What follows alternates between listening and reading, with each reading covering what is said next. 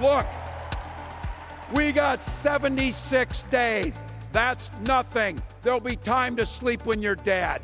We're going to leave it on the field. Play through the whistle, a football metaphor there, one of many from Minnesota Governor Tim Walz. We're still trying to figure out what a 44 defense is without Nate here, but we'll get you an answer soon.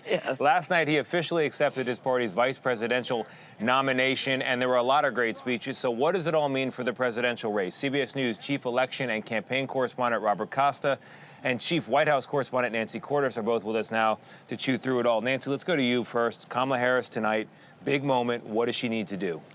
Well, I guess she needs to be joyful, first and foremost, because for 3 nights, speakers have been talking about how much joy she has, so the pressure is on, and right? that's been very deliberate, and it seems to be very effective. Yeah, it has been, but she's got to bring the joy that way, tonight. And then I think beyond that, it's really simple. She needs to define who she is. She has been living in Joe Biden's shadow for the last 3.5 years, so she needs to talk about her background, her life story, her philosophy. If you watch the current and former presidents on the stage the last 3 nights, Obama, Clinton, Biden, they won in part because Americans just felt like they knew who they were. I know who this guy is. I know how he's going to fight for me. Maybe they didn't know all their policies, but they felt like they knew the man. And so she's got probably her biggest opportunity between now and November tonight to do the same thing for herself in this really compressed time frame. Bob, I want to talk to you about Tim Walz for a second, because I have a friend of mine, a grown-ass man, who said to me, I haven't put on my jersey in years, but this guy made me want to put on my football jersey and suit up and get out there and do something. So I thought that was very funny. Talk about the importance of Tim Walz to this campaign, because he knocked it out of the park, according to the people in this room last night. Oh, it was electric in here for Democrats, and they believe that Tim Walz makes this about something bigger than politics. It's almost like an episode of Friday Night Lights. You have high school football players, teachers, people who come from everyday jobs. They're all united here, and they're saying to the country with their messages, with their speeches, you're welcome if you're a Democrat, of course, but you're also welcome if you're a Republican or an independent. There's a nonpartisan overture that's going on here at the Democratic National Convention. But what about the Republicans that took the stage in the Democratic Convention? One of them, a Trump staffer, a former Trump staffer, and then the former lieutenant governor of Georgia. How unusual is that you have Republicans who are at a Democratic convention saying, look, we're going to vote for her? And what's interesting about the Republican speeches, it's not sharp-edged when it comes to their attacks on former President Trump. It's more kind of a sadness, a disappointment, a message to traditional Republicans. Look, you might have voted for Nikki Haley in the primary.